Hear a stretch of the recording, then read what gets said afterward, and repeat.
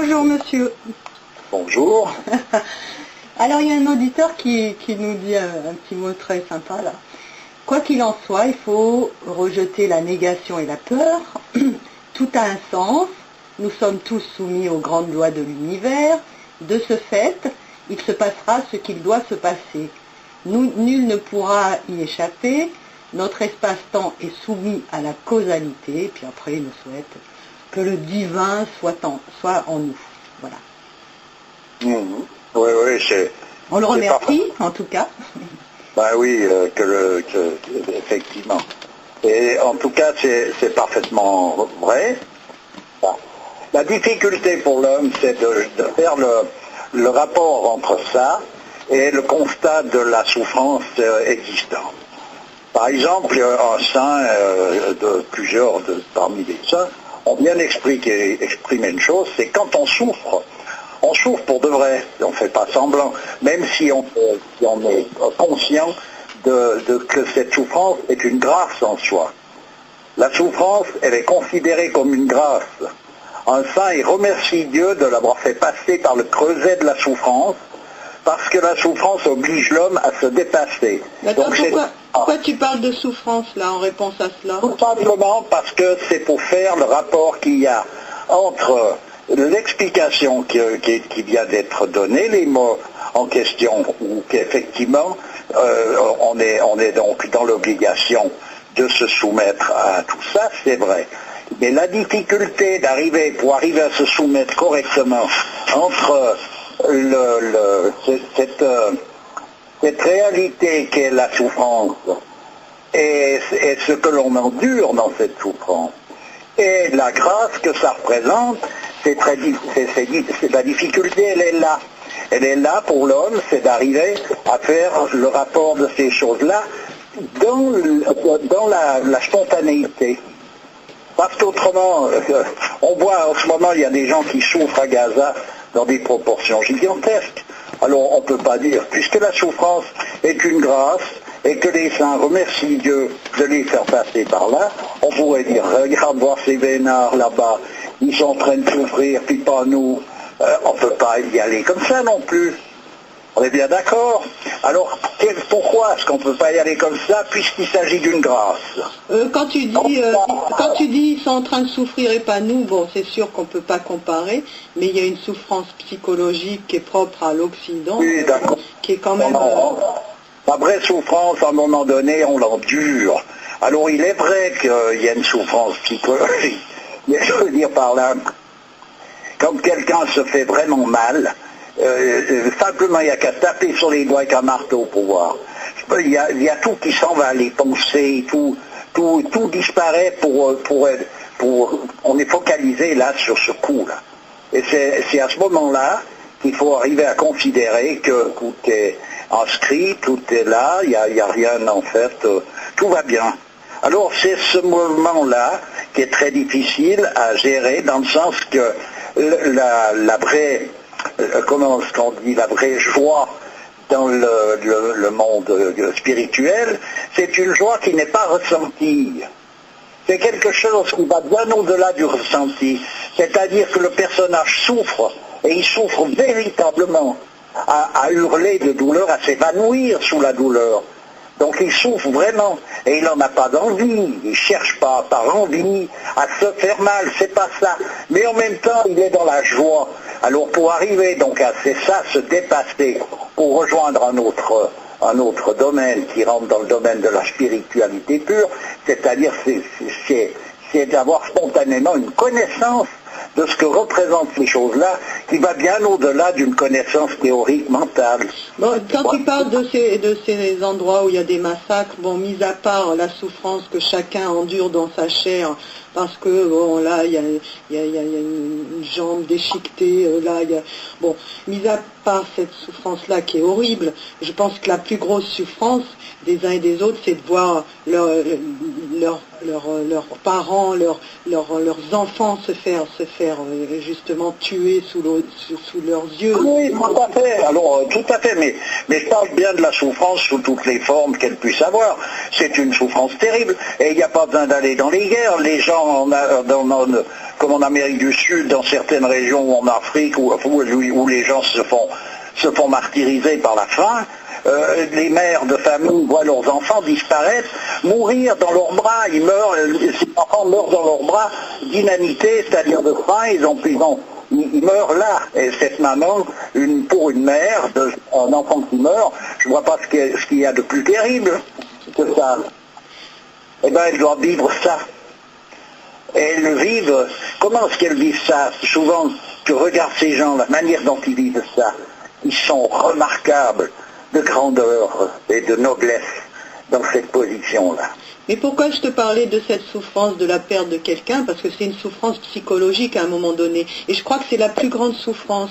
Bon, quand tu arrives au paroxysme de la souffrance, il y a des gens qui sont obligés de déplacer cette souffrance en se faisant mal eux-mêmes de manière à ressentir une souffrance physique plutôt que cette souffrance psychologique. Tu vois ce que je veux dire? Oui, mais c'est pas une souffrance psychologique. La souffrance psychologique, c'est une vision de la souffrance. Tandis que la souffrance en question, il ne faut pas oublier une chose, que quand une mère perd son enfant, ou qu'on perd un membre de sa famille, c'est un vrai déchirement. Parce qu'il y a un déchirement vital. Voilà, il y a un lien qui se fait au niveau vital. C'est pas simplement quelque chose qui est psychologique. Oui, mais là on ne parle pas de souffrance physique, on parle de souffrance de l'âme ou de... Oui, mais on parle de souffrance, ça reste dans le cadre je dirais de la souffrance qui est à mettre parallèle avec la souffrance physique. Voilà, d'ailleurs on souffre physiquement aussi dans ces conditions-là. Alors le côté psychologique, parlons de psychique alors. Oui. Parce que le psychique est le génie de l'homme qui est fait de feu, qui lui participe donc de la vie de l'homme au même titre que son corps physique. Ah oui, d'accord alors. Mais le psychologique, ça rentre dans... C'est encore une autre affaire, c'est une interprétation. Bon, ben parlons de souffrance psychique alors. Voilà, c'est ça, mais là que la souffrance psychique et physique sont en général liées. Voilà, alors plus ou moins. Il y a toujours un qui va... Il y a un lien réel là. La preuve en est, c'est qu'à un moment donné, la perte de quelqu'un, c'est quelque chose qui touche physiquement. C'est un peu comme un cordon ombilical entre la mère et son enfant. Et ce cordon ombilical, il y a des prolongements. Elle perd son enfant plusieurs fois dans sa vie. Quand il passe sa puberté, quand il passe à l'âge adulte, etc. Il y a des choses qui se cassent là. Mais la mort d'un enfant est quelque chose pour une mère qui est un déchirement qui est très très profond. Sans parler de psychologie, c'est très profond sur l'ensemble des corps de feu et d'argile. Voilà. On peut parler de corps éthérique, de corps... Oui, on rentre dans un domaine, après il faut être trop clair là-dessus, parce que c'est le domaine médical des anthroposophes, etc., qui a sa raison d'être, mais après c'est un langage particulier où il faut de nouveau pénétrer là-dedans pour comprendre de quoi il s'agit. Alors c'est étonnant que suite à la remarque de cet auditeur, tu parles de souffrance, quoi. Je pensais que tu réagirais différemment. Je parle de ça. C'est parce que la remarque de cet auditeur est parfaitement juste. Simplement, ce que je veux dire par là, ce qui est difficile pour l'homme, c'est de pouvoir, dans la spontanéité, arriver à maintenir cette explication-là. C'est-à-dire qu'à partir au moment où il y a une souffrance réelle qui vient et qui te tombe dessus, tu es au clair là-dessus. Alors c'est vrai que les saints arrivent à ça. Ça ne les empêche pas de pleurer, de souffrir, mais ils ont cette position interne où ils sont dans un état de confiance. Donc la peur, il faut rejeter la peur, c'est juste. La peur, c'est le contraire de l'amour. Ce qui veut dire que les personnages qui ont atteint ce degré-là, ils sont en train de souffrir. Même, il n'y a qu'à voir, par exemple, ce qui se produisait chez les martyrs. On nous a parlé des martyrs de Rome. Oui, tu en as parlé déjà. Mais sans parler de cela, quand le prophète de l'islam a perdu, je crois que c'est son fils, il a pleuré, quoi. Je veux dire, ça n'en J'ai entendu ça, mais je veux dire, au fond de lui-même, ça n'a pas changé sa position à l'égard de Dieu, etc. Donc il y a cette dualité qu'elle a. Voilà. Et j'en ai peut-être parlé, mais c'est intéressant de savoir quand même que des gens comme ça chantent les louanges du Seigneur alors qu'ils sont en train de se faire trucider. Ouais. Donc, quelle position ont-ils pour pouvoir être dans la spontanéité à cet égard-là? Tu veux dire qu'il y a une dualité entre le fait de ressentir effectivement cette peur, cette souffrance, etc., et de la transcender parce que bon, bah, tu es croyant et que bon, tu donnes un sens à tout cela. Parce qu'on peut, en même temps qu'on a peur, ne pas avoir peur, ça voudrait dire, tu vois, un peu à quelque part. Il y a un bonhomme qui avait énoncé ça, je ne me rappelle plus le nom du personnage, mais on l'a amené à l'échafaud et il tremblait. Et il disait à son corps, il dit, tu trembles, carcasse. Mais tu tremblerais encore plus si tu savais réellement où je te mène. Donc il y a quelque chose là qui est à considérer et à essayer de bien comprendre de quoi il s'agit. Il y a une difficulté réelle. D'ailleurs, c'est la clé du mystère, ça. C'est la clé du mystère. De parler de joie non ressentie. Comment est-ce qu'on fait si on est dans la sensation, dans le monde sensible, et qu'on s'attarde à ça? Quand on est en joie, on sent quelque chose. C'est comme une ivresse, à quelque part. Si tu l'as plus, mais que tu es en train de souffrir le martyre, et puis que tu es en même temps en joie, il y a quelque chose qui est à considérer là et qui n'est pas facile à pouvoir réaliser. C'est la réalisation d'un homme. Voilà ça. C'est ça. Et les saints démontrent ces choses-là dans leur attitude, dans leur comportement. Alors il me semble entrevoir ce que tu dis dans le fait que tu peux être au fond du gouffre, mais si si tu te sens, on est encore dans le monde sensible, mais en accord avec ce que tu vis, il y a quelque chose, il y a une espèce de joie intérieure d'être justement en accord avec ce que tu vis, malgré que tu souffres. Est-ce que ça peut être... Ça va plus loin que ça, ça va bien au-delà de tout ce qu'on s'y a, parce que ça reste encore une sensation. De se sentir en accord, c'est encore une sensation, tu te sens pas en accord avec rien du tout, tu n'es plus dans c'est hors circuit. D'ailleurs, la souffrance peut aller jusqu'à ce que tu perdes connaissance. C'est pas ça. C'est pas ça. Ça va bien au-delà. C'est qu'à un moment donné, il s'agit d'une certitude. Il ne s'agit pas d'une sensation ou d'une foi, d'une croyance. Il s'agit à un moment donné d'une certitude. Un saint, il arrive à la certitude. Donc il est dans l'amour et la certitude. Et ça se manifeste comment? Ça se manifeste comment? Il faut voir la vie des saints.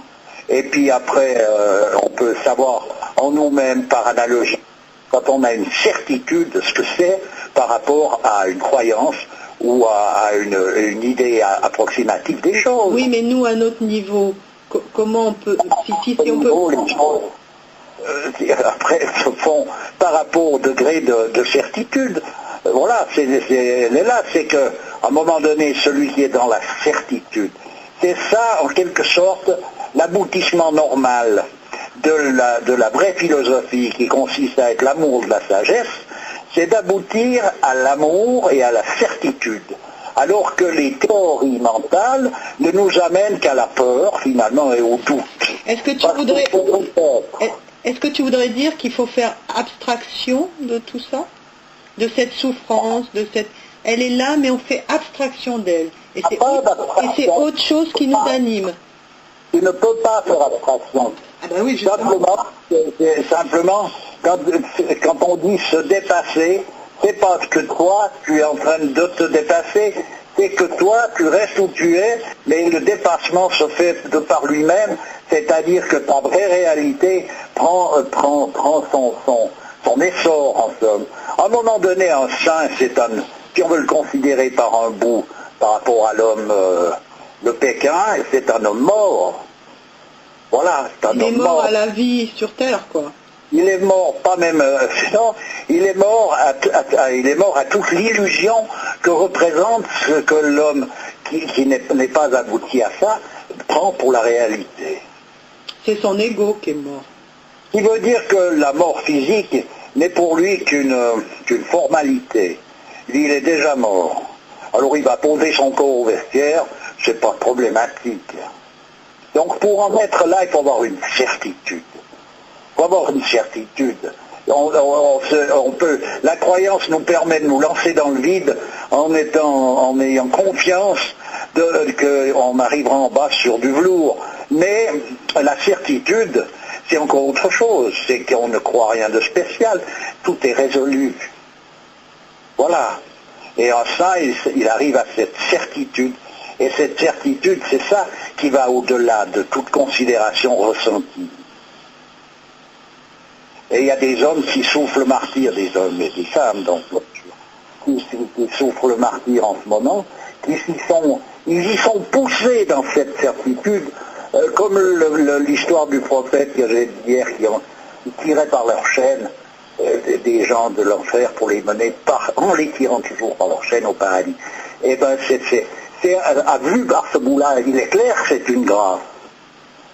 Mais disons que faut le voir par ce bout-là. Et à partir de là, ça veut dire ces gens-là sont de bonne considération, où ils n'ont donc pas le choix, en réalité. C'est-à-dire la grâce s'impose sous cette forme-là. Mais c'est difficile de considérer ça à sa juste valeur, tout en considérant aussi à la juste valeur la souffrance que représente d'endurer ces choses-là. Voilà. Ok, bah écoute, je te remercie. Bah, de rien, c'est normal. Bon, moi j'ai pas compris, hein, excuse-moi, mais la joie non ressentie, alors il n'y a que les saints qui peuvent accéder à ça. Je vois pas comment ça peut être.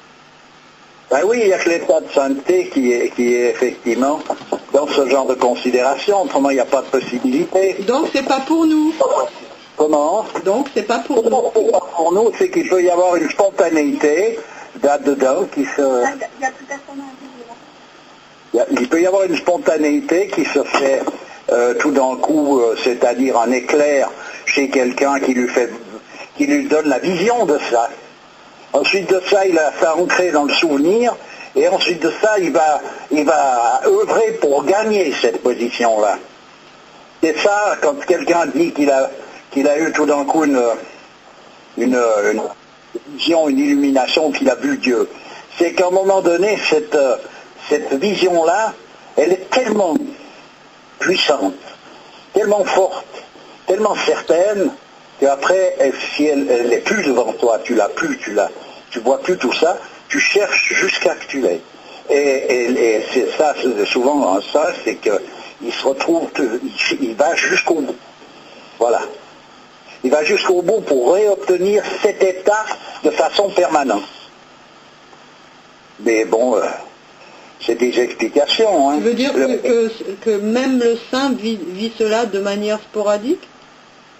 C'est-à-dire que tant qu'il n'a pas abouti au sommet, c'est comme quand, à un moment donné, on peut pas, il y a des choses qu'on ne peut pas exprimer avec des théories, mais on peut donner des exemples qui sont analogues.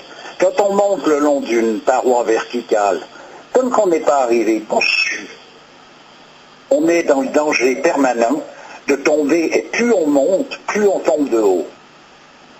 Voilà, donc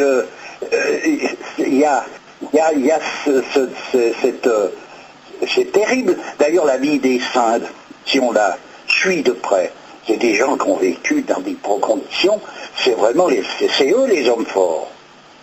C'est pas celui qui a fait je sais pas quel exploit, c'est l'exploit le plus grand qu'un homme puisse faire, c'est de gravir cette pente terrible qui consiste à vouloir aller vers la lumière. Et celle-là, c'est là où se trouve vraiment les hommes. Est-ce qu'on peut comparer ça au fait de lutter contre ses passions intérieures, le djihad? Oui, mais après, j'entends, c'est des mots où il faut donner du corps, il faut participer donc à un mouvement traditionnel, de manière à ce que ça fait partie d'un cheminement, et il y a quelque chose de personnel après qui vient se jouer. Mais bien sûr, mais c'est difficile. Les théories, on peut en faire tant qu'on en veut. La grande difficulté, c'est de saisir la réalité de tout ça. Il y a un mystère dans tout ça, et comme je l'ai déjà dit 100 fois, un mystère, c'est pas quelque chose d'incompréhensible, c'est quelque chose d'inexprimable. Donc c'est inutile de chercher à vouloir exprimer l'inexprimable, parce qu'on s'empêtre les pieds là-dedans, jusqu'à rendre complètement incompréhensible cet inexprimable. Alors que c'est quelque chose qui peut être compris. Mais cette compréhension ne s'obtient que par une façon qui est indiquée dans le cadre traditionnel. Voilà. Et à laquelle il faut participer. Il n'y a pas de théorie qui peut permettre, on ne peut pas juger par une théorie de savoir qui c'est. Qu'est-ce qu'un saint? Ça, c'est une impossibilité en soi. On n'est peut-être pas tous faits pour devenir saints, hein, finalement. Et on n'est peut-être pas tous faits, mais la réalité est que le but... On peut tendre vers cela. Son but réel, c'est cet état-là, c'est le retour à sa primordialité. Alors que ça prenne, que ça soit dur ou pour les uns difficile, irréalisable pour les autres, en tout cas en apparence, Dieu seul le sait, moi je ne peux pas décider pour ça, parce que si Dieu a mis au monde l'homme et qu'il a demandé ça, c'est-à-dire que voilà ce que l'homme doit réaliser, je ne vois pas très bien Dieu qui est la justice comme telle, qui permettra la venue au monde d'hommes qui n'ont pas l'outillage voulu pour pouvoir arriver au but qui leur est imparti. C'est ridicule de penser ça. Donc, si on n'y arrive pas, ou s'il y a quelque chose qui apparaît ne pas être juste, c'est une illusion de nouveau. C'était évident que les prophètes doivent être des exemples pour nous. Ben, je ne vois pas où il y a d'autres exemples. C'est les prophètes et les saints. C'est-à-dire que je dirais, les prophètes sont des saints, mais les prophètes ont un rôle particulier qu'un saint n'est pas obligé d'avoir. Mais les prophètes sont des saints, donc les saints, c'est ceux qui ont réalisé la vérité de ce que représente l'existence et leur véritable état fondamental. Donc c'est eux qui sont les exemples, et c'est leur façon de voir, leurs explications à eux, le côtoiement de ces personnages-là qui permet d'avoir une idée du comment on se trouve nous-mêmes et où est-ce qu'on se situe, et puis il faut toujours essayer de suivre ces gens-là. Tant bien que mal, après on y voit, mais il n'y a pas, ça sert à rien de se perdre dans des théories qui vont nous faire plaisir à quelque part, qui vont justifier je sais pas quoi. On s'en fout de tout ce baratin. Ce qui nous intéresse, c'est de voir qu'encourager les vainqueurs, en quelque sorte. Donc, ce qui est intéressant, c'est de voir ces vainqueurs-là. Et d'être... Il faut en faire ses amis. C'est eux nos amis. Ils comprennent l'histoire. C'est sûr. Voilà. Voilà, c'est ça. Bon, je m'excuse, il y a quelqu'un qui frappe à ma porte. Bah, écoute, je te remercie. Oui, alors on a été coupé. Qu'est-ce que... Oui, non, mais c'est pas rien, c'est que quelqu'un me demandait quelque chose, voilà. Mais c'est pas grave. Mais qu'est-ce qu'il disait? Pardon? Que disais-tu à ce moment-là? Je me souviens pas. Bon, je parlais on parlait de cette position, de Mais ouais, chercher... mais c'est tellement abstrait pour moi que enfin, c'est tellement abstrait. Je comprends intuitivement tout ce que tu expliques là, mais ça me paraît tellement abstrait que je sais pas comment, vers quel chemin aller pour entrevoir ça de manière le plus proche de ce que ça représente vraiment, tu vois. Donc, c'est quoi les outils? Il faut lire des bouquins sur les saints et essayer de se rapprocher d'eux de cette manière-là. Il faut faire quoi, là? En tout cas, ce qui est intéressant, c'est qu'il est bien exprimé, qu'il faut toujours chercher à côtoyer des gens qui nous sont supérieurs. Donc ces supérieurs, les saints de l'histoire, sont des gens qui nous sont supérieurs puisqu'ils sont arrivés au but. Donc il est vrai que c'est intéressant de les côtoyer. À présent, ça ne signifie pas que simplement les côtoyant, on va soi-même, sans effort, arriver à être dans leur position, mais ça signifie qu'ils sont des exemples et que donc côtoyer ces exemples, ça nous permet d'avoir des références que l'on ne peut pas obtenir si on s'occupe d'écouter un discours politique sur le futur de l'humanité, où on va amener l'homme au bonheur en lui augmentant ou en lui diminuant sa paye.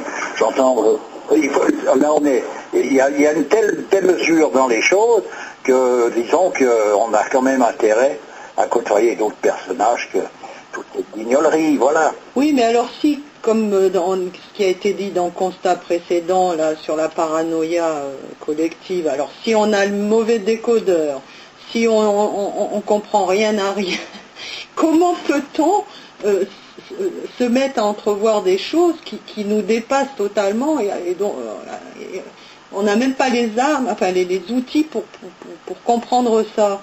Donc il n'y a pas d'issue en fait. Non, on ne peut pas, il y a, comme dit le proverbe arabe, l'aveu d'impuissance d'un eunuque qui n'a jamais engendré un enfant. Donc on ne peut pas, ça voudrait dire que s'il n'y a pas d'issue, ça serait la volonté de Dieu qu'il n'y ait pas d'issue. Autrement, si ça n'est pas sa volonté, c'est qu'il y en a une, mais qu'on ne la voit pas. Il faut envisager les choses par le bout qui correspond. Il n'y a pas d'issue et on nous demande quelque chose d'irréalisable. Donc, c'est réalisable. Ben, certainement, puisque Dieu nous demande ça. Dieu est la justice comme telle. Il est l'amour comme tel. Il est la certitude comme telle. Il ne va pas nous demander quelque chose où c'est une impossibilité. C'est ridicule. Ça va pour un crétin J'ai peur. Il va nous demander quelque chose qui est une aberration. Mais Dieu n'est pas ça. Dieu, il est cette justice en tant que telle. Donc jamais il ne demandera plus à quelqu'un que ce quelqu'un est capable de pouvoir lui donner. C'est pas possible. Voilà. Donc, ça, il faut déjà obtenir ça comme certitude. Si on n'a pas ça comme certitude, on patauge donc dans un doute perpétuel déjà. Voilà. C'est pas plus compliqué. Ce qui veut dire qu'à un moment donné, mettre dans un état de souffrance le plus terrible, où on maudit tout, on sait que, avec certitude, que Dieu est la justice comme telle. Ce qui veut dire que ça dépasse tout ce qu'on peut ressentir. C'est vrai, il est vrai que même au plus profond du désespoir, il y a toujours une petite lueur d'espoir en nous. Et c'est cette petite lueur-là dont il s'agit?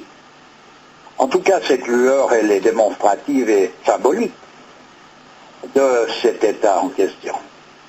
Parce qu'à un moment donné, même celui qui se suicide, il a cette lueur. La preuve en est, c'est qu'il accomplit une action en pensant se libérer. Qu'il soit dans l'erreur à un endroit, c'est possible. Mais en tout cas, il a l'idée de se libérer, ce qui veut dire que la libération, elle est donc possible. Après, le cours là-dessus, comme je dis, ça devient difficile dans le sens que on rentre dans un monde où toutes les explications n'ont plus cours. C'est un autre monde avec des données précises, les choses sont ce qu'elles sont précisément, et ça ne sert à rien de les appeler autrement, ou de vouloir les faire redescendre à un autre niveau pour les comprendre. Il s'agit de s'élever soi-même au niveau de cette compréhension, et non pas d'essayer de faire descendre la compréhension au niveau de nos possibilités. Ça ne se peut pas. Voilà. Ça se peut pas. Pas compliqué. C'est comme ça que les choses vont. Donc, quand je parlais de côtoyer des hommes de grande dimension, c'est qu'effectivement, eux, ils sont les flambeaux. C'est eux qui sont devant, c'est les gagnants. Donc, c'est vers eux qu'il faut se tourner si on veut tenter quoi que ce soit. Ça ne sert à rien de se tenter vers des mouvements plus ou moins humanitaires, humanistes, pour se dorloter à quelque endroit et se caresser dans le sens du poil. Ça sert à quoi? Ça n'a aucun sens. Et voilà. Alors on nous offre ça, on nous cache la vérité, on nous offre ça, d'accord. Et je suis d'accord qu'il y a une obscurité qui est volontairement mise en place par le diable lui-même. Je suis bien d'accord. Je ne dis pas qu'il n'y a pas une difficulté. Et en l'occurrence, quels sont les moyens? Ces moyens, c'est des moyens de retrouver les véritables référents.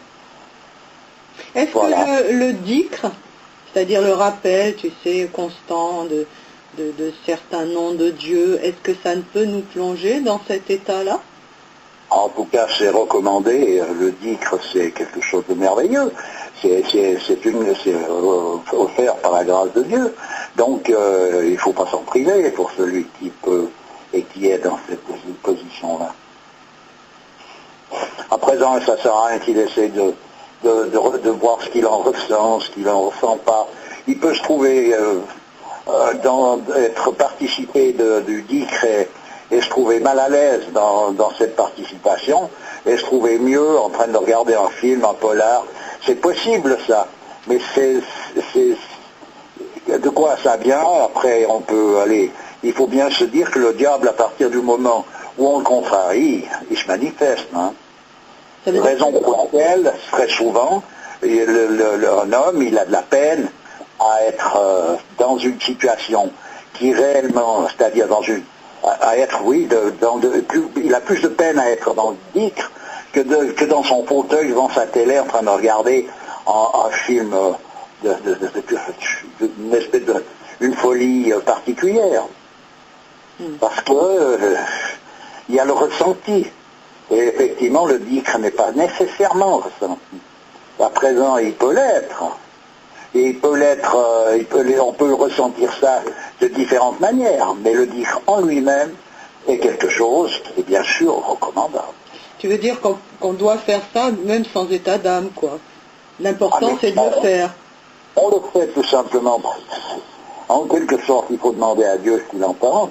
Et si Dieu approuve ça, et ce qu'il a donc fait dans le cadre traditionnel de l'islam, donc si lui approuve, faire quelque chose que Dieu approuve, si c'est à notre portée, je ne vois pas pourquoi on s'en priverait, sous un prétexte je ne vois pas lequel. Alors finalement, quand les choses ne vont pas bien, quand on ne se sent pas bien dans une histoire, c'est plutôt bon signe. Ça peut l'être, mais le diable est tellement malin qu'il va toujours à l'encontre, et il abonde toujours dans le sens de nos tendances, ce qui veut dire qu'il va nous donner toujours raison à l'endroit où on a tort. En réalité, à la finale. C'est pour ça que dans certaines situations où on va vers des choses qui ne sont pas louables, on nous déballe, on a l'impression qu'on nous déballe le tapis rouge là constamment, alors que quand on se met à faire des choses plus ou moins louables, on est confronté à des obstacles sans fin. Oui, quelque part c'est vrai, puis bon, c'est pas suffisant comme critère pour déterminer ce qui est louable ou ce qui ne l'est pas. Voilà, encore. Pour plaire à Dieu, il faut être en contact avec lui parce que lui seul peut nous indiquer si ce que notre attitude lui plaît ou pas. Donc il nous a indiqué quelle est la position. Il ne nous a pas dit nécessairement ce qu'il faut faire ou ne pas faire, puisqu'on peut se trouver dans l'impossibilité de ne pas faire. Par exemple, il faut faire tel ou tel mouvement de telle ou telle manière, etc. Un paralytique, ça veut dire qu'il est exclu du jeu. Non, il y a toujours une possibilité qui est portée. Il n'y a pas il n'y a pas un obstacle qui est totalement insurmontable dans ce sens-là. Donc, on est dans une époque d'obscurité totale. On est dans l'impossibilité de se positionner juste par rapport à ce qu'il faudrait, etc., etc., mais il y a toujours encore une issue. Voilà. Et le fait de pouvoir participer du disque, c'est encore possible tout ça. Et même si quelqu'un le fait sans comprendre exactement ce qu'il fait, sans pouvoir étaler une tartine comme moi je peux étaler des théories qui n'en finissent plus là-dessus, il peut très bien le faire parce que il a une certitude au fond de lui d'agir correctement par rapport à la volonté de Dieu, ce en quoi il a raison. Voilà.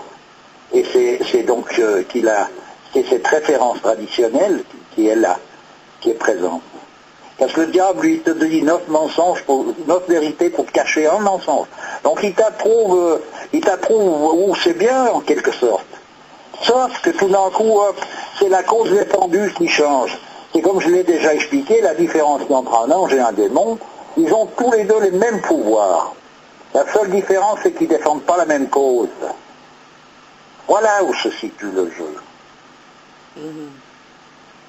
Et c'est ça. D'accord. Autrement, qu'est-ce qui est bien, qu'est-ce qui est mal? Il y a un moment donné, suivant comment les choses sont présentées, il y a une incompréhension, parce que les grands personnages, le prophète, il a fait la guerre. Alors on lui parle d'amour, de paix, de Dieu, de fraternité, il a fait la guerre. Bon, donc la guerre, en soi, n'est pas nécessairement ceci ou cela, c'est encore, ça dépend donc de la cause qui est défendue, et la cause qui est défendue, suivant la cause, il y a les moyens qui changent, il y a la façon qui change.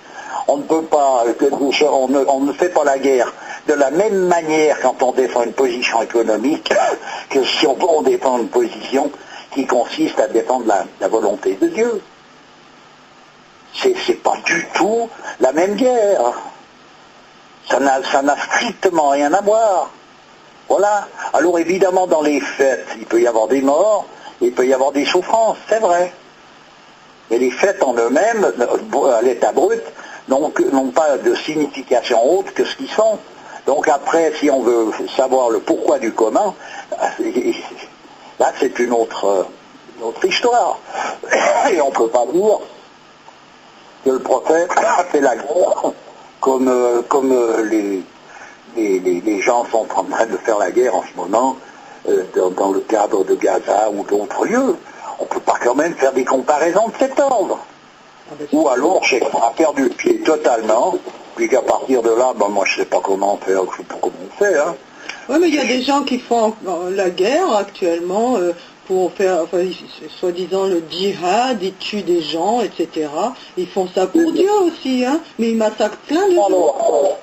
C'est ça, donc à un moment donné, la parano, c'est que c'est une illusion optique, c'est une illusion, c'est qu'ils n'ont pas la connaissance de ce que représente la guerre sainte en réalité, ce que représente donc cet état de sainteté qui est à défendre.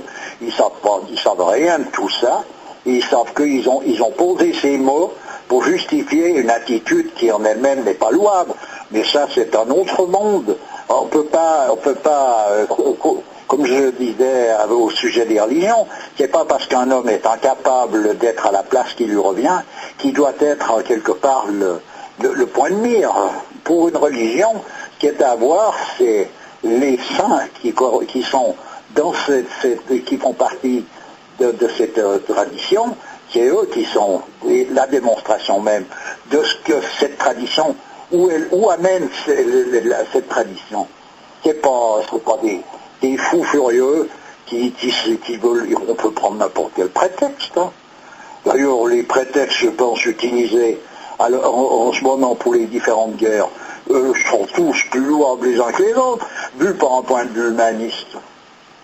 Il n'y en a pas un qui va tuer son voisin simplement comme en se disant je veux faire une saleté, je veux participer d'une saloperie. Non, non, il est sûr qu'il est en train de faire quelque chose de bien. Bien, voilà. C'est pas compliqué, hein. D'ailleurs, une hyène, quand elle mange un cadavre, elle est sûre de faire quelque chose de bien. Même si elle achève celui-ci avant de le manger. Et en réalité, comme elle est une hyène, certainement que ça fait partie de son cadre, et qu'elle est condamnée à cette position-là, et qu'elle n'a pas le choix. Mais l'homme, il a un choix fondamental qui fait qu'il peut savoir, même s'il fait quelque chose de pas bien, c'est une chose, mais il peut savoir la valeur de ce qu'il fait et de la position dans laquelle il se trouve. Il a cette possibilité-là qui lui est offerte. Voilà, donc on n'est pas obligé de s'illusionner sur son attitude. Voilà, et même malgré, pour en revenir au psychanalyste, même que le psychanalyste il aura justifié son attitude par des virages qui n'en finissent plus, au fond de soi-même, il y a un état de conscience qui lui est inatteignable, qui, si on ne le noie pas de manière à ne pas l'entendre, et parce qu'il est toujours là en résonance, on peut se boucher les oreilles jusqu'à ne plus l'entendre, c'est possible, mais j'entends, il est toujours présent pour donner la tonalité. Le chant de pas, c'est quelque chose qui ne colle pas. Ou c'est grave, le je savais pas. J'ai pas fait exprès, je savais pas, c'est très grave. C'est beaucoup plus grave que de faire exprès. Parce que faire exprès, c'est qu'on s'est trompé, on a pris une direction et on s'aperçoit qu'on s'est trompé. On dit je savais pas, ça veut dire de toute façon, le prochain coup, je savais pas reviendra. C'est-à-dire qu'on n'a pas compris ni pourquoi on s'est trompé, et ni pourquoi on continuera de se tromper. C'est qu'on est dans une position erronée. Voilà, le je savais pas. D'ailleurs, c'est quelque chose que les lois draconiennes qui se retrouvent dans les traditions, telles de couper le poignet au voleur, c'est pas que le voleur a voulu voler ceci, cela, puis qu'il a savait qu'en fait il fait quelque chose de répréhensible, et si elle a celui-là, on peut encore le soigner. Par la crainte, par n'importe quoi. Mais celui qui ne sait pas, il agit spontanément par rapport à un critère. Par rapport à sa nature. Par rapport à sa nature, ce qui veut dire que la seule manière de l'empêcher, pour lui et pour les autres, c'est de lui enlever la main avec laquelle il peut ramasser les choses, il ne peut plus les prendre. Bon, en gros, il y a des gens récupérables et d'autres pas, quoi. En tout cas, récupérables dans un aspect des choses, et puis les traditions sont là pour parer aux difficultés, et individuelles et collectives. Ben écoute, je te remercie. Il est clair, pardon. On est obligé de couper, je te remercie. Ben de rien. Au revoir.